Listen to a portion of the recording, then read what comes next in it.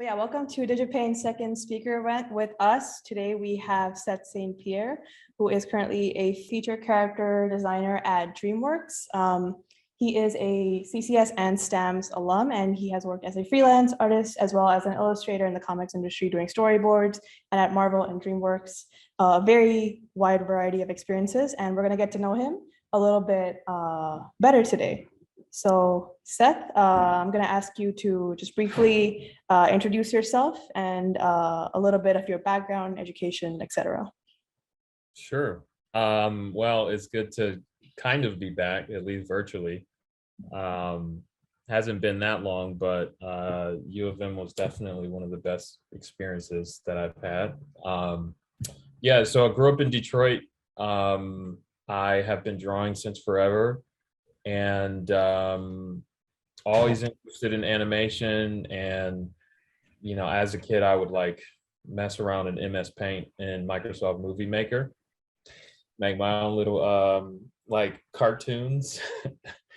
And yeah, I was just fascinated with everything art. So eventually I was like, yeah, I want to work in animation, or see if I can do something on my own.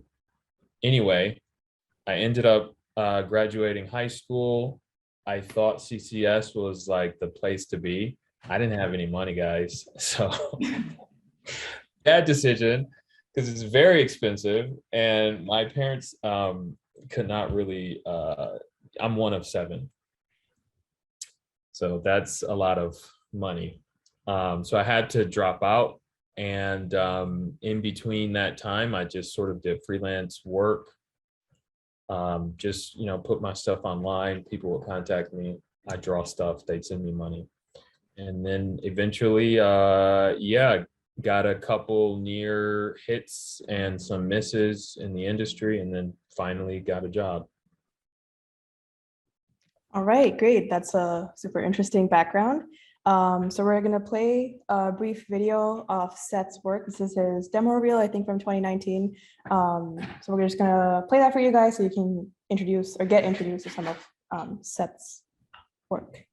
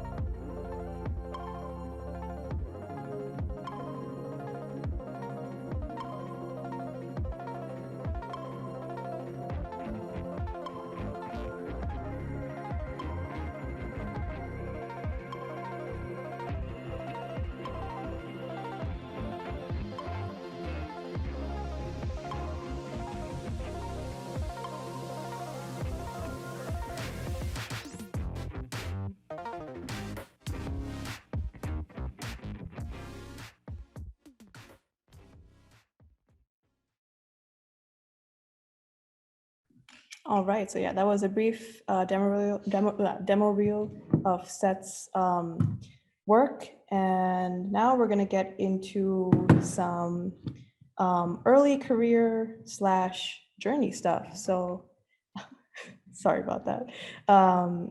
So Seth, I want to ask you kind of what was your journey like, or what made you choose stamps? I know you briefly touched on it during your introduction, but I was wondering, like, was there anything else that kind of made you choose stamps? So, I mean, I was living in Ann Arbor at the time, and my brother was in med school. And so I'd, visited the school a couple times, and honestly, I was like, it seems like it has a lot of cool resources. And you know, there was I can't remember what scholarship that they were broadcasting at the time. Um, but I was like, you know what, I might as well maybe try going back to school. And yeah, it was kind of crazy. It wasn't really like, it was more like, I think I can go back to school. Stamps U of M is offering um the man, I can't remember the scholarship, but it's like the blue something. And so I was like, well, let me just, you know, maybe go back. The crazy thing is I actually did turn down some jobs in the industry to go back to school. And so a lot of people were like, dude, you're so stupid. Like, why are you going back to school when you already have like offers to work in the industry? But you know, my end goal is not just to work in the industry, it's actually to have my own studio. And I kind of felt like the experience, you know, completing my degree, meeting folks, interacting with people at U of M, getting that sort of network was really important. And the other thing is, like, since I'm older, going back to school is like it was a different thing, you know? So like, I think I can't recommend that for everyone, right? But I'm you know, very confident in where I want to go and where I want to be. So making risky decisions like that is not really scary. I you know, I wouldn't necessarily recommend something like that for someone just coming out of high school. Because honestly, they don't care if you have a degree. That's the little dirty secret. So sorry guys. Yeah, no one in the industry actually cares if you have a degree. Yeah, I know, it's shocking. It's shocking. Actually, a lot of people told me in the industry, they're like, even in the industry, they're just like, dude, we don't care, man. Why? I mean, all right, well, there's our first real truth for the night. So our next question is, just kind of wondering, like, how did you narrow down what your artistic interests or your career path was going to be? You know, just in general, or maybe during your time at school, what was your thought process there? I would say school was more of an avenue for exploration and just sort of like really understanding how much work I could do, but also how to take shortcuts. I think one of the things for you guys, since you're in school and, you know, since Stamps lets you, since you know, you have to travel abroad, I would say if you can take as much advantage of that as you know, I know COVID's going on right now, but if possible, don't do the summer 3 weeks, try to get a semester in, or semester two, because once you get in the industry, like that level of exploration is kind of hard to put or find. So since you guys are in school, I would say, you know, have fun with it, try to do your projects, not necessarily the way that teachers are telling you to do it, but try to find creative shortcuts, explore, because you kind of won't have this time again. Did I answer that question? Yeah, I mean, you sure did. And Stamps has a focus on interdisciplinary education, and I guess so does the university at large. So that's definitely something to like look into and kind of take advantage of. So our next question. Is Katie Rubin still teaching? Yes, she is. Yeah. Okay, if you haven't had her class, I would take her class.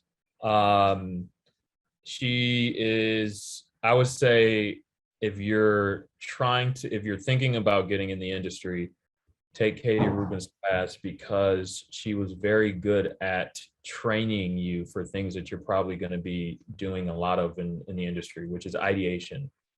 Ideation. Okay. Do you remember what class you took with her, or what the title of the class was by any chance? It might have been Design 2 or something. I don't know. I can't remember, but just take her because she's the person who's really gonna try to get your practical skills up, right? Where a lot of the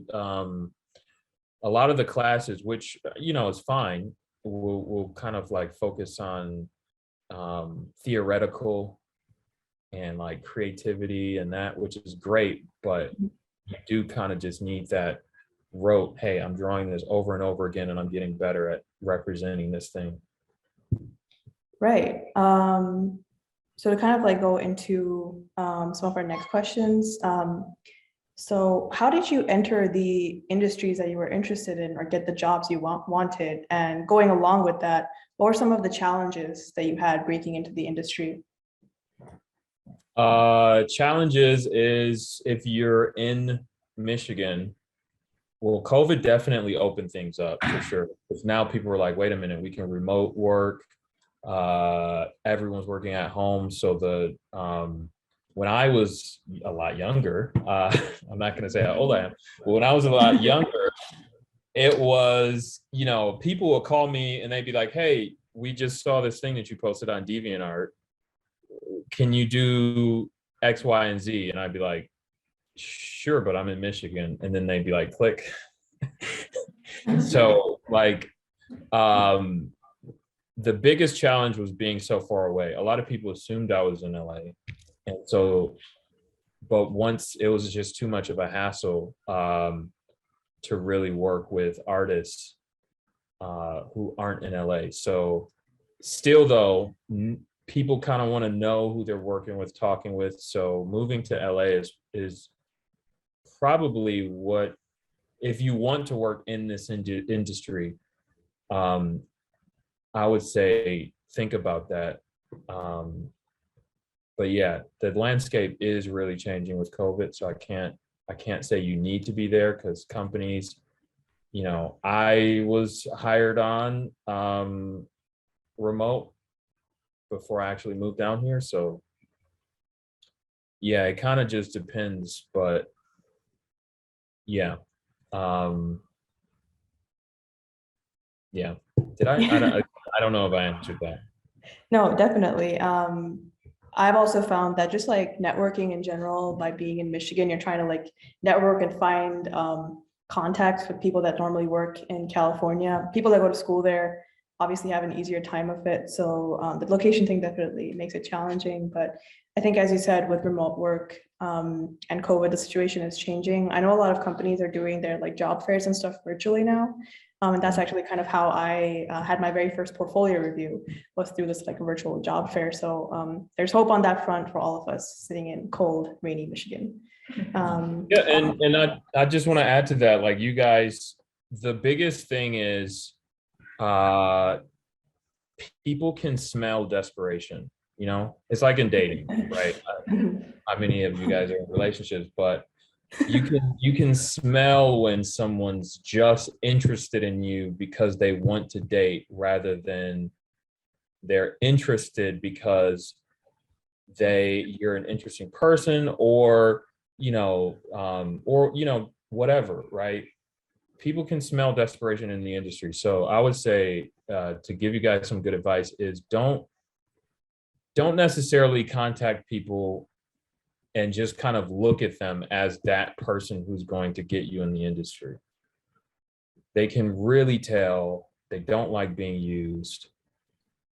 I would try to just build up a rapport. Not everyone's looking for that though, but if you guys just approach someone like, hey, this is a cool artist that I want to learn from, then people are going to be a lot more receptive to helping you out, to directing you. Don't be afraid to send those messages.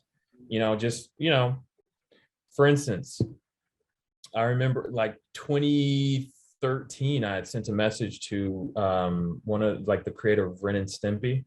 Not the creator, sorry, one of the animators on Ren and Stimpy. And I was like, man, I love your work so much. Like, can you mentor me? And he's like, where do you live? And I'm like, Michigan. And he's like, oh man, I can't, but we can keep the line open. And he actually like started paying me to take pictures of Detroit because he's like switched to become a painter, like Oh, a wow. fine art painter. And so like, but it was cool. It was cool. So like the way that I broke into the industry was honestly, it was kind of like when I stopped looking at it as this idol, and I was just kind of like, honestly, I was a little turned off by it. I was like, I don't even want to, I don't even, you know, like people out there are weird. They are, they're just some weird people out here. And I was just like, you know, lots of people, you know, would say things and you just hear all sorts of stuff that people kind of just tell you what you want to hear in a moment. And I was just like, ah, man, I'm not like, I want to do my own thing anyway. Why am I trying to do this? And as soon as I kind of let it go, that's sort of when things started happening. But I mean, I was always still like, hey, I want to meet these people because they're cool artists, not I want to talk to these people so they can give me a job.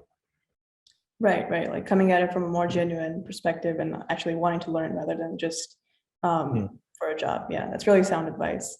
Okay, so we're gonna move to some questions about your recent career and projects. Um, so you can go next slide. Art. Yeah, we have some up here so people can view as well. But so we want to kind of start off talking about your experience working in Marvel, and like kind of what your role was there, some of your projects, and then going into some challenges and successes. So if any one of those you want to answer and kind of talk about your experience in Marvel as a whole, that'd be great. Sure.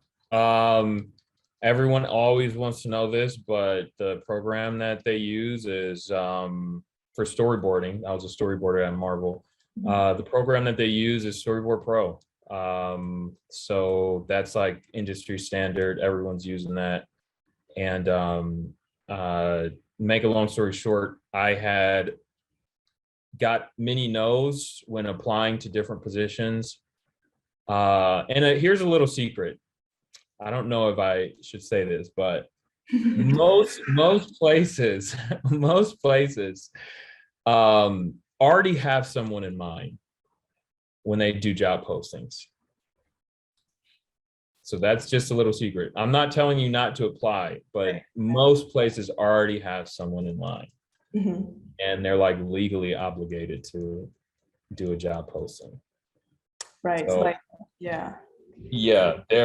So that's a lot of this is real stuff, but like many people still get jobs just through applying. So don't think, you know, like I applied to a place and they offered me a position, but yeah, so just like when they do post, some of them are like, yeah, we kind of want this guy, but you know, you should still apply. I would say, so I had hooked up with, or I was going to work on the Voltron show, and I did a storyboard test, and they ended up saying no, which sucked.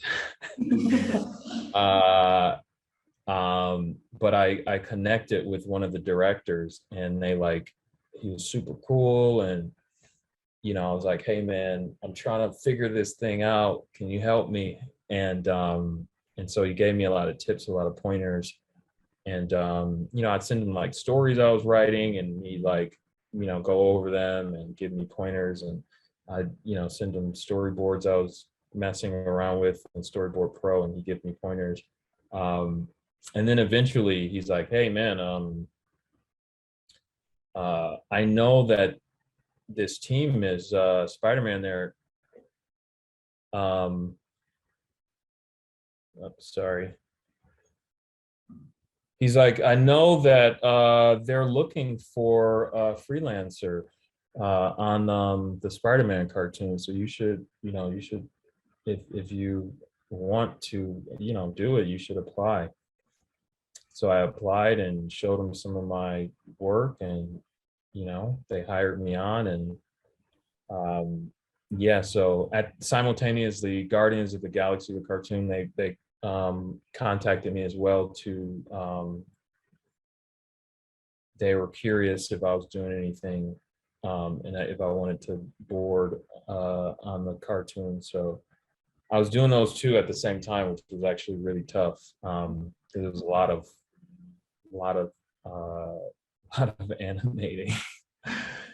But yeah, in those, I don't know if you guys know, you probably know this because you guys watch all sorts of stuff and consume everything, and you guys are working on your own projects as well.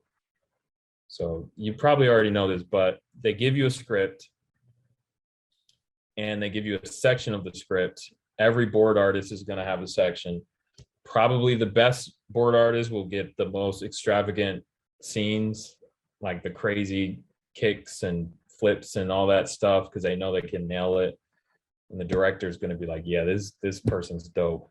So usually, at least from what I found on these, is like you have 3 concurrent directors, 3 concurrent teams. And so they're like hopping, one team is doing episode 1 while the other team is doing episode 2 while the other team's doing episode 3. So they're getting 3 done at the same time, and they're jumping to the next once they finish. Yeah, and then within that, each board artist has their section that they're that they're supposed to do. They give you about 2 weeks, 2 or 3, if you're lucky, maybe 3 weeks. If you're really lucky, which is unheard of, more, but 2 to 3 weeks to do the rough of however many pages you get. So you can get two script pages, you could get 3 script pages. You got 2 weeks to rough that out. And from what I remember is that there's not too much like direction on what things are supposed to look like, unless like the director's really like, this scene, I already have a specific vision in mind, I want it to be done this way. So usually it's just kind of like if you read a script, right? Just a normal script, and then you have to imagine how that's going to look. What I would do is obviously I read the entire script, then I read, like, study the section before mine and study the section after. And then, I mean, it's good to look up and study other things. It depends on which kind of board artist you want to be. If you want to be like a comedy board artist versus an action board artist, sometimes you can be both. But it's like, obviously Spider-Man is more action. So there's a certain way that things look. So yeah, I mean, I would like consume a lot of things, and already was consuming things, and so would try to make it look cool and interesting, and then you send it in, and then the director gives you notes, maybe sometimes some drawovers, and he's like, hey, do this like this. And then you have another 2 weeks or 3 weeks to do the final, and you turn that in. And if it's still not where it needs to be, they'll usually have a board revisionist like go over your boards, just because like they don't, it's, you need to be as quick as possible, and they don't have the time for you to just labor over something. So they'll just, after you touch it, they'll just give it to somebody else. So yeah, that's that process. All right, so we're going to be talking next about a little bit of your experience working in Dreamworks, in maybe storyboarding or character design, and about any maybe current projects that you're working on. But yeah, this is Dreamworks. Yeah, so I would say U of M was really great because the networking was really good. So that trip, I went on the LA trip, and I'd already like knew and networked with a bunch of people, but going on the LA trip, I actually got to meet, them. They weren't part of the itinerary, but I was like, hey, I know this person. Can I go and get grab coffee? And they're like, sure. So that LA trip was really good for that, and I got to meet some folks that we've been talking for a while, and that led to me working on the Spy Racers, uh, Fast and Furious on Netflix. So Mhm. boarding. I only worked on one episode though, and yeah, and that was really dope. And then I was in contact with some other guys, just kind of like sending messages and talking about art and everything. And again, just like conversations about art, about what is cool stuff. And I think I can't remember what was happening, but I started posting some. I love the X-Men. Like I Mhm. absolutely love X-Men. I grew up on that. And I Mhm. started reimagining like what they look like in different ways, like maybe like streetwear sort of stuff. And just imagining different ways that the X-Men could look. And one of the directors at DreamWorks contacted me, and he's like, "Hey man, I'm working on a film." And again, we'd just been talking about stuff for a while. And I Mhm. think I can't remember. I think he'd been following me for a while, maybe since DeviantArt. Um, I don't quote me on that though. And so, yeah, he's just like, "Hey man, I've always loved your work. Let's see what I'm doing a film that's unannounced. I can't say what it is, but it's pretty dang cool." He's a genius. Um, and he's like, "Yeah, man, let's can you work on this?" And initially I had told him no, because I wanted to finish school. It was very important to me. Mhm. But he's like, "Yeah, no, dude, like we can work something out." So I had was working for them and part-time, and kind of finishing up school. So yeah, it was pretty dang tough, but got you know got to do that. And then moved by as a character designer. I'm Mhm. sorry I didn't mention that. And then after I graduated, I moved out here, just continued working on the film, and full time. And then that film is still in development, but they're kind of focused on story right now. And when you're a character designer, that's what they call viz dev, visual development. That's one side of the film. The other side is story. Those Right. two departments work in conjunction to make the film, pretty much. So story is going to be storyboarders, and the story director. Viz dev is going to be, yeah, like character designers, you know 3D artists for backgrounds, layout artists, um, that sort of thing. And yeah, anyway, they put me on another DreamWorks project. I don't know if I can mention that, but it is something that everybody knows. I'll just say that. Okay, okay, a little hint. uh, it's a film that I think I can just say it's a sequel. Ooh. And I've been working on that as a character designer until the other thing is until they get things where they want, and then I'll be going back. Wow, super interesting. And we have the exclusive scoop here, which is also super cool. Um, so I guess I have a question for you that kind of just came up organically as you were talking about your X-Men and how kind of the director contacted you or like said, "I love your work," through that. So what are your thoughts on having fan art as part of people's portfolios or part of the work that they're kind of showing off?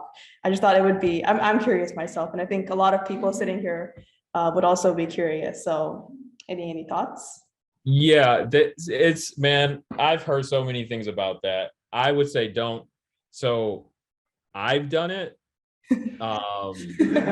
But but I would say probably is best not to. I usually, unless like I've had times where someone actually specifically was like, hey, you know, actually when you apply, you can put this thing in there. And maybe the reason was because it like I got something published in Capcon's, like I did like some Chung-Li fan art and it was published in one of their books. So I could use that. But yeah, I would say try to stray away from it. People want to see things that you've created, unique things. And I mean, if your portfolio that you send them, I wouldn't put it in there. But a lot of times next to the portfolio link, they're just like, like a specific portfolio link or something that you upload. They also have like, hey, do you have any socials you want to share? Right. So if you want them to see some cool fan art you did, then you can just not put it in and it's on your socials, on your Instagrams, on your Twitter, whatever. So that might work. I would say stay away from it, but I've had some weird times where it's been okay. Cool. Okay. Thank you for your answer. All right. So we're going to be moving on to some questions about just talking about your process and your workflow. So my first question is, how did you or how do you currently improve your art? Like if you identify there's places, oh, I want to improve, how do you kind of go about doing that? Or how have you done that in the past? It is a good question. I think especially for you guys, it's probably it's very important to do that. To start identifying your weaknesses and start working on how you can improve. I think one of the best ways to do it is to find a piece of art that you like and try to recreate it. Don't like post it and say like, hey, I came up with this. You'll make a lot of people angry. But if you can find a piece of art that you really like and you can recreate it, then you're learning what they did. You're learning how they did it. Even if it's not the exact same process, you're kind of leveling up. So a part of my process would be like, it's just like master studies that you guys do in painting class, right? Where you take a Caravaggio or something like that and try to recreate it. It's the same thing. It's like, how is this person thinking? What decisions are they making? What are they saying yes to? What are they saying no to? What color schemes are they gravitating towards? So that's how I would get better. And just Pinterest and Instagram and people like Kim Jung-gi and I don't know if I'm pronouncing his name right, Session Tang. If you guys know him, there's so many great artists where I'm like studying Adam Hughes, where I'm like studying their work and trying to figure out how they did it. So I would say that's number one. Also drawing something a couple of times and maybe seeing how you could do it differently. Ideating, of course, ideating is super, super important. You have to be able to like draw and draw and draw and draw like that. My job is basically draw something and then they'll say, okay, draw more. I'm like, I just had this cool idea. No, draw more, Seth. And so it's just like drawing more and always drawing more and always like figuring out, how something could look better. And, so it's just a lot of, so just always draw. I would say anatomy, depends on what type of art you want to get into, but yeah, anatomy is important. So I would study anatomy a lot. I wish Lou was still there. I know he retired, but oh man, I wanted to take his class like 5 times. Like he's a genius.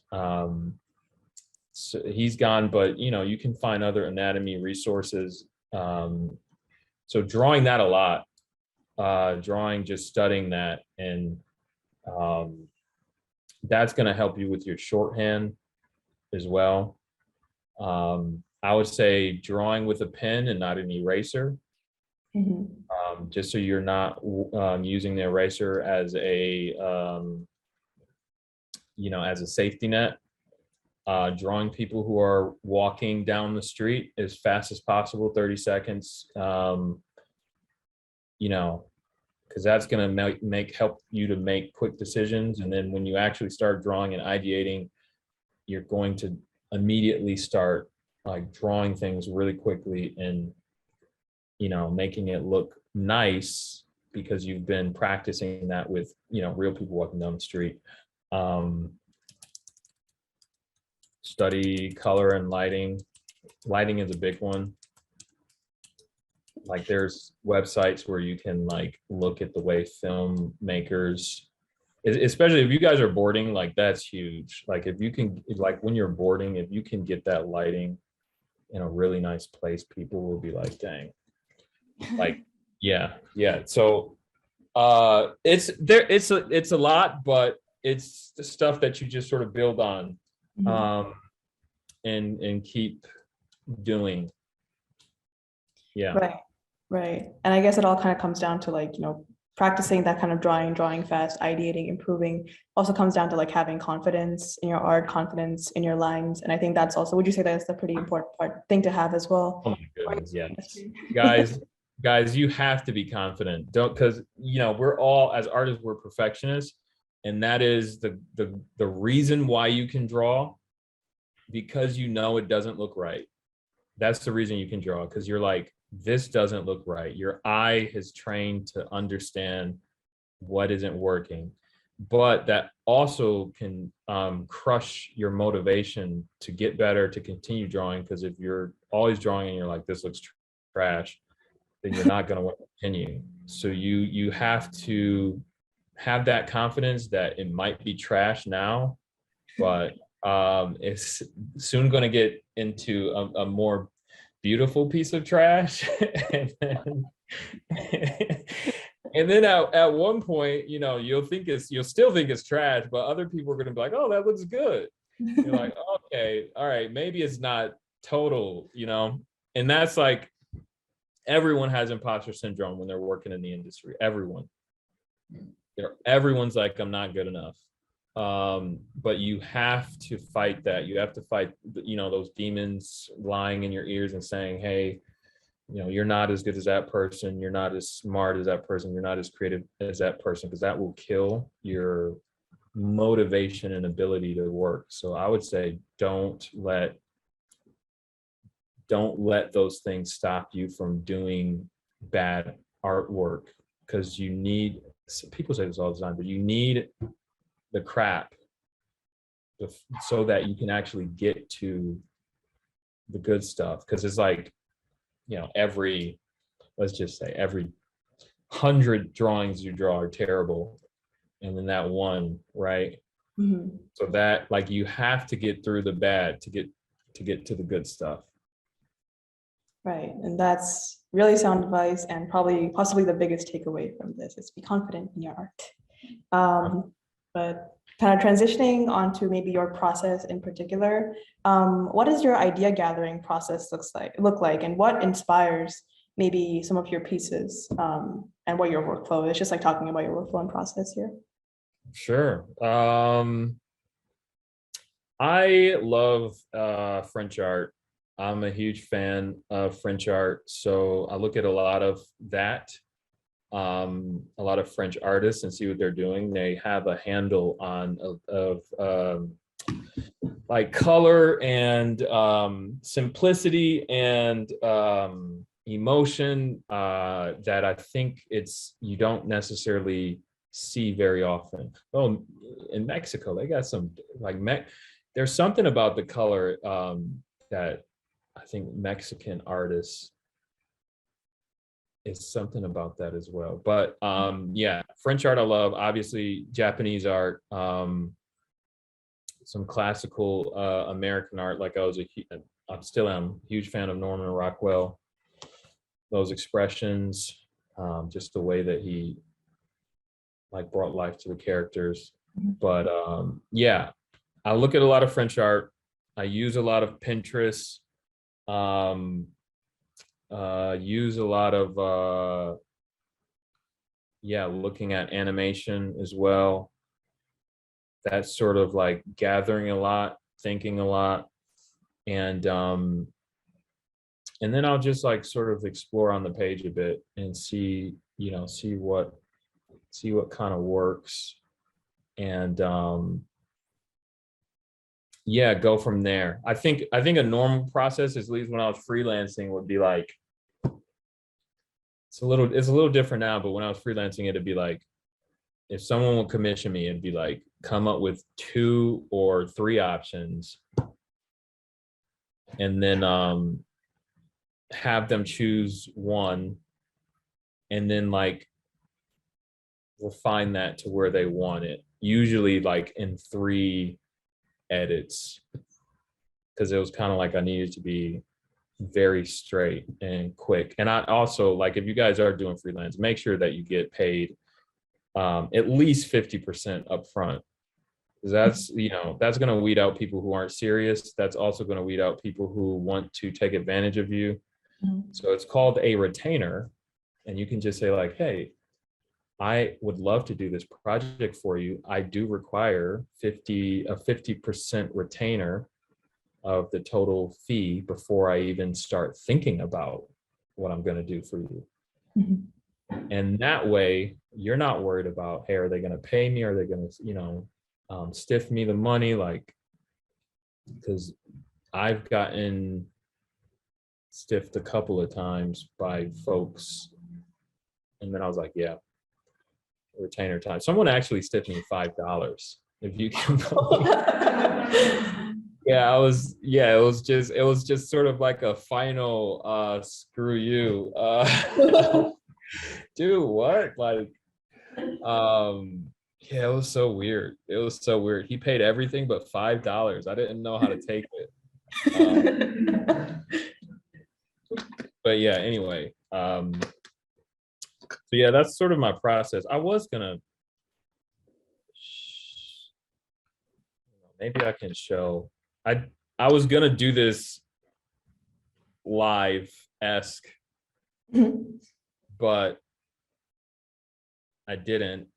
But I mean, if you guys want, I can like, I drew a small little something, and I can like do a quick. Oh, definitely. Yeah, please go ahead and share your screen. Yeah, just like show you guys what. How do I share my screen? Uh-oh. Here we go. Big green button. Yes. Whoa. Uh-oh. Okay. All right. So something like this. I'm just going to show you guys what layers are going on, and it's going to be a little messy. Sorry. So cool. All right. I mean, I guess this can be moved up. All right. I didn't start off with this. I think I started off with, dang, I flattened everything. Okay. So this character, I think, you know, just, I'm using a bamboo, by the way. So probably something like this, right? And I try to go very fast because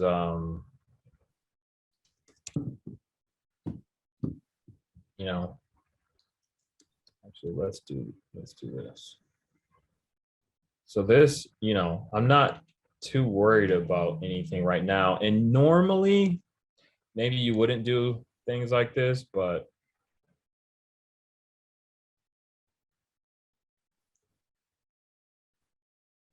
So I'm not really too worried about like the way things look, you know. I'm just kind of getting in those shapes, feeling loose with it. Mhm.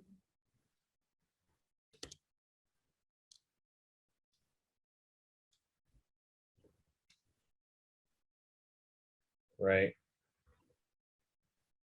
This computer's a little slow.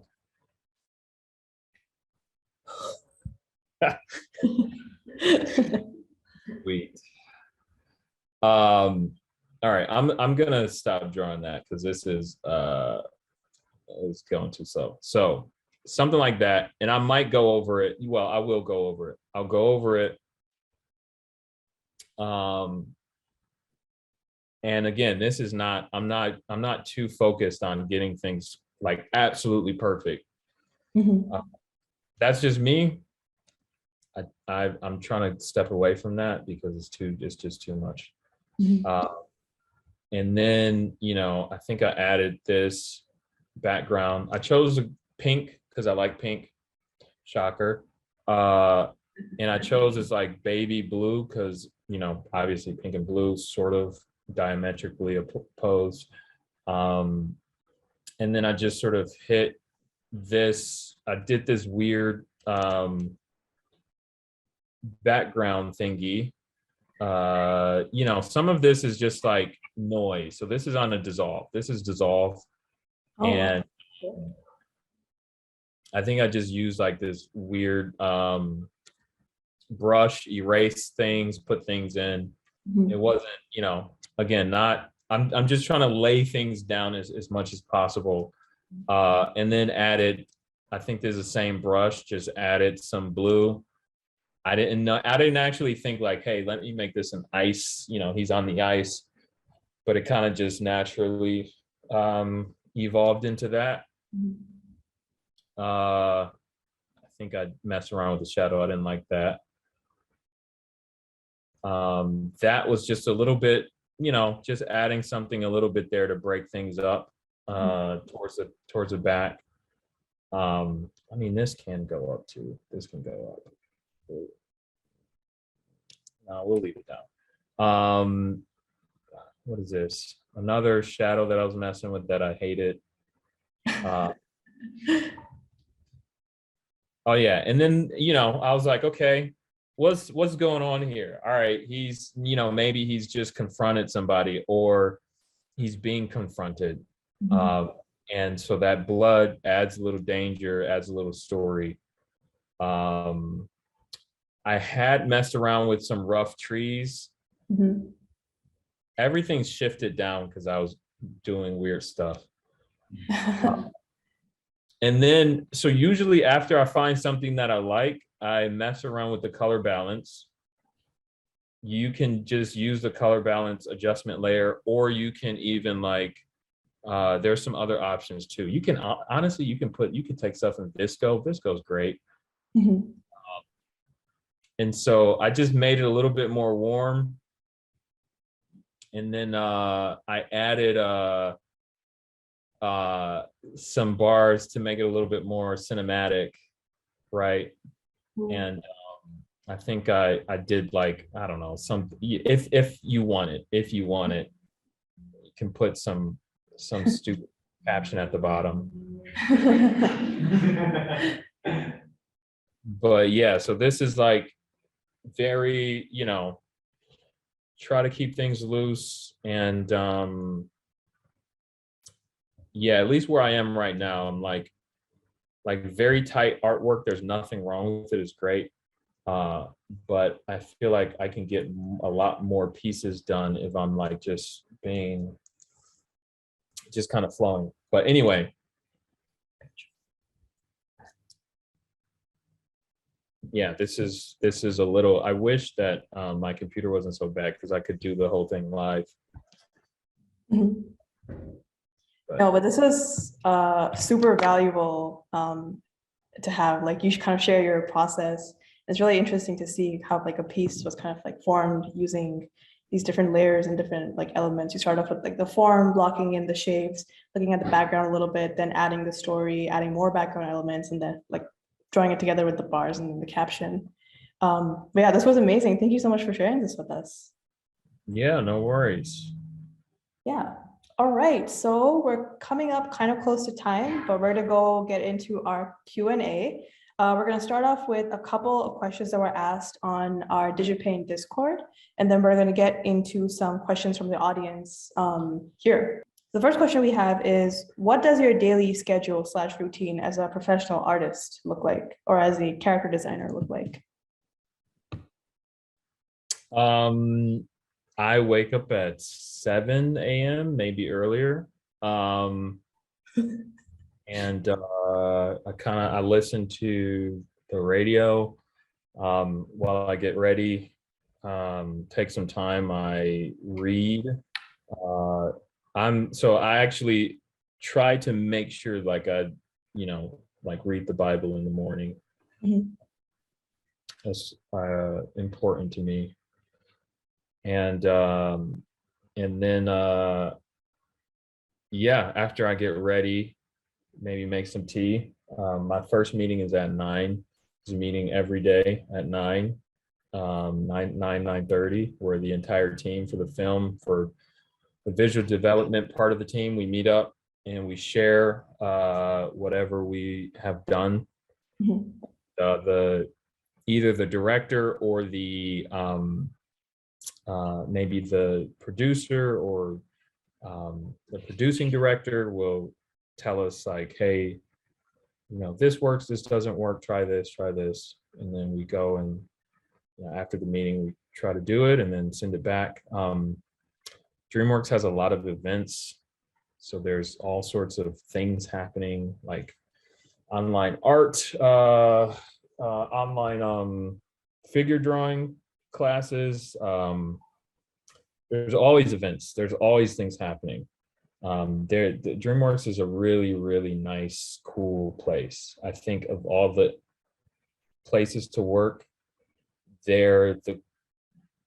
in my experience and from what people have been telling me as well, they're like really, really cool, really kind people. And then so I'll just work all day, and some days I'll work at a cafe. Usually I try to find a spot with the computer facing the wall. So, and then after work I will read. There's a lot of stuff to do in LA, so maybe go out, do something. I've been looking for a rock climbing place. That's like, I really love rock climbing. But so I mean, there's a lot of drawing and a lot of meetings, and we sometimes have meetings with executives and the president of the company, and so they're all looking at the work that you're doing and judging it. So that's also why it's important to have confidence, because you have to put stuff up that people are going to be looking at and saying, this is good because, or this doesn't work because, and you can't like let it get to you. You just got to continue drawing. So that's sort of just the broad look of the day. Right. So our next sort of prepared question is, how did you know that you wanted to take a route more towards a cooperative art career rather than something like freelance or more independently run? So like, how do you know you want to work for a studio versus doing freelance? You have experience freelancing, obviously. And this question comes from Bella. Well, Bella,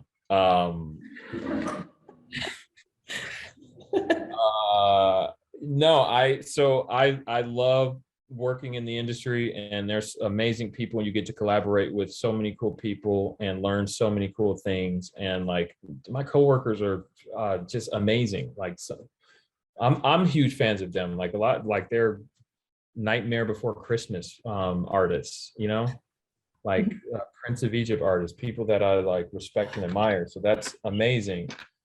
But my eventual goal is, yeah, not to work in this industry, but to have my own studio. Freelance is difficult because you don't have a consistent paycheck. There's like you are slave to the season, right? Sometimes it's a good season, sometimes it's a bad season.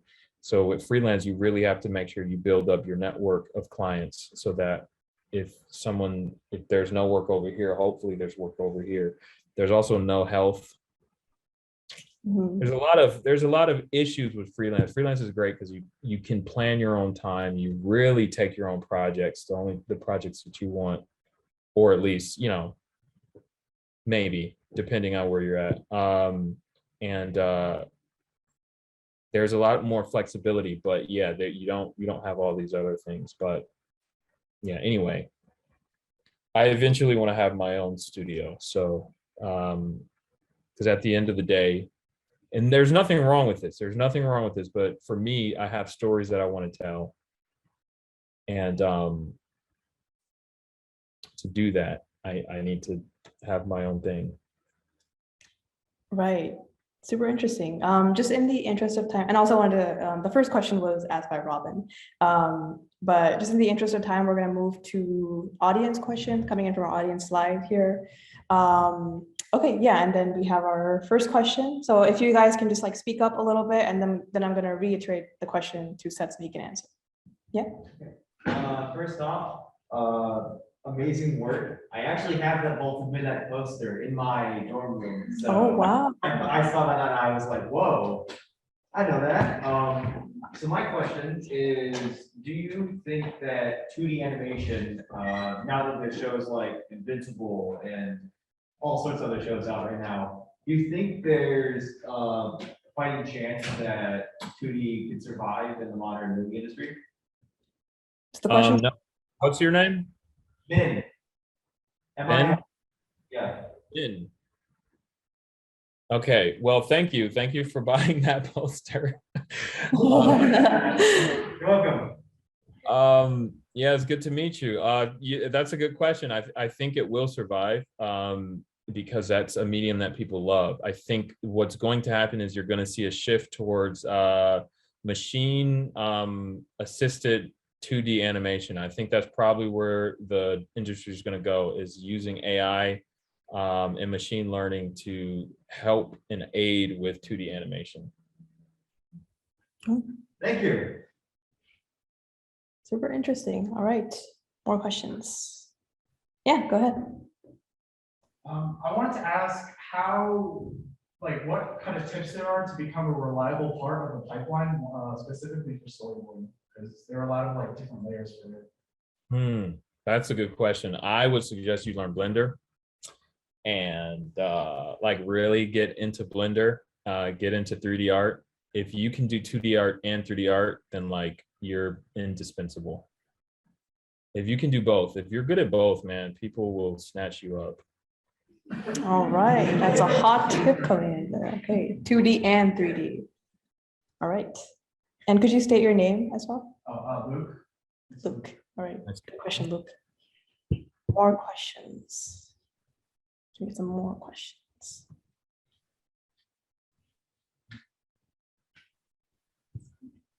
All right, well, go back to Discord temporarily. In the meantime, cook up some questions in your minds.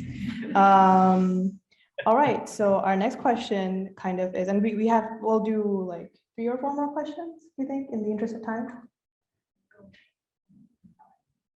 Okay, but we're gonna go until 9, 10, if that's okay with you, Seth? Sure. Great. So our next question comes from Armand, which is, what is the general age range of those who first find work in the industry? And is there bias towards hiring younger artists with formal education as opposed to older artists of non-creative degrees? I think you kind of answered this before, but any thoughts on that? Yeah, so I mean, if your age isn't really much of a thing and the degree isn't much of a thing, so if you're good, people will want to hire you. Doesn't matter you are, but people don't like jerks, so don't be a jerk. Yeah, don't be a know-it-all. Be a student. People do not like, know-it-alls, and there's a lot of ego. People don't want to, like, they'll work with you, they'll never recommend you again for something else. They're like, man, this guy had a huge ego, or he was so difficult to work with. So just come in humble, no ego. If you're good, people will hire you. And sometimes, honestly, if you're just okay, I won't even say good, because people would rather hire somebody who's a great person, who's even just okay with their art. As long as you're, there's a saying that's like, you can have three things. You can be on time, great with your, like, an amazing artist, or in a good person. You can only pick two of those. And usually the people who continually come back is just the cool people who put in their work on time. So Yeah, definitely good to keep in mind. All right, any questions from the audience? If not, I will move on to another Discord question. We have Seth right here, guys. Going once, going twice. Okay, moving on to our next Discord question. What advice this is from Althea, what advice would you give to art students who are preparing a portfolio for jobs in the animation industry, or I guess in the creative industry in general, as you have experience in a bunch of different areas? yeah, I mean, you tailor your portfolio to whatever industry you're applying to, which I'm sure you guys have heard many, many times. If you're going for a character design job, then obviously you want to have a lot of character design, maybe one or two pieces in that portfolio of like 11 or 12 of things that are maybe showing that you have a variety, like, hey, here's a cool background, here's a cool whatever. But yeah, and you want to tailor your portfolio to that industry. And so, yeah, I would say the biggest thing is look at people in the industry you want to work for, see what they're doing, and then try to come up with something around there. Show a lot of creativity. Mm-hmm. Best piece at the front, best piece at the back. That's, I'm sure you guys know this stuff, but yeah. Yeah, great advice. And then this last question comes from me, actually, and I don't mean to put you on the spot or anything, but we have a room full of students here, some of whom hope to actually go into the industry someday. So I was wondering if you have just any advice or any words of motivation that you kind of want to leave them with. Anything at all would be super appreciated. Don't put pressure on yourself. Chill out. Like, I know things are crazy. I know the world seems to be going downhill. In some ways it is. But just chill out. Like, you'll see a lot of people doing things and you're like, dang, how come I'm not there? Mm-hmm. So chill out. It's okay.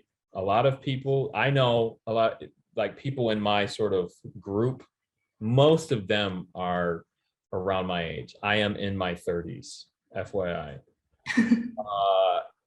So most of them didn't get into the industry until they were like in their 30s, right? Right. But there are obviously people who get in so much younger. I'm sure many of you guys will, because the internet is so ubiquitous. You can do and find and learn anything quickly. Whereas when I was growing up, it's 56K. So, right. But yeah, don't put pressure on yourself. Just put in the time. You don't need to like do everything immediately. You guys are really young, so Great advice. We actually have one more question in the audience. But yeah, if you could just say your name and your question, and Seth, if you can't hear it, I can just repeat it as well. My name is Shaquille, and I wanted to ask, like, when you're creating your animation, what are some scenes that are like good with putting in general? Yeah, so Shaquem asks, in terms of when you're creating your animation reel, what are some scenes that are good to put in there in your animation reel in general? Yeah, again, it kind of, you need to tailor it to whatever industry you're looking for. I would say don't look at my animation reel as an example. Look at other folks, more professional ones, and kind of see what they do. But the more complicated, or the best looking things, I should say, it doesn't have to be complicated. It can be simple, but the best looking things you want to make sure that you put in there. You also want to make sure that you're telling a sort of story with your reel. That's important. Honestly, guys, I would recommend you guys, if you can, to go to, I don't know if Sandra still has it available, but I would recommend you guys try to go to London, Loveland, and go to UAL and go to the animation school and animate for 4 months. Wow. They have classes on all of this stuff. You're like, where's what, why, where is it happening? Where is it? Why, how come U of M isn't? Try to get in that program, because they have classes on that stuff, and it is really, really good. All right, yeah, this is Seth's talking about the STAM Study Abroad program at the University of Arts London. Super amazing program. I wish I could have gone, low-key. But yeah, all right, so that's all the time that we have for today. Seth, thank you so much for being here. We can't put into words how much we appreciate you coming and talking to us today. It was a great event, and thank you for answering all of our questions. So we're gonna have you guys just quickly sign in. And then if any one of us kind of wants to reach out to you, is it possible to do that through Instagram or? I'm still in Umish's thing, right? I think my email is still active, so you guys can send me a message through there. On Instagram, I may not see it, so. Okay. But yeah, thank you for having me. This was great. It was good meeting you all, and learning from you and hearing from you guys. So. Yeah, all right. Can we get some applause for Seth? All right, thank you so much. Thank you so much, Seth. I really, really appreciate you. That's Abby. coming on. That's Abby. Thank you so much. Yeah, thank you. Thank you for setting it up. All All right. right. See you All right, guys. Bye, Seth. Bye, Seth. Thank you so much for coming.